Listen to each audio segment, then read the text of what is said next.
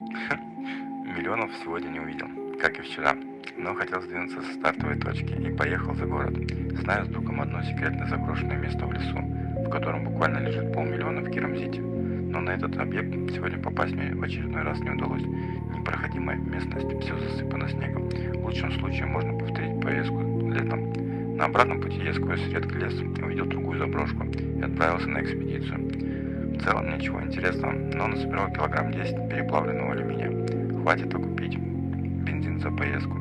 А на следующей неделе товарищ зовет меня учиться натягивать потолки. Интересно, что из этого получится.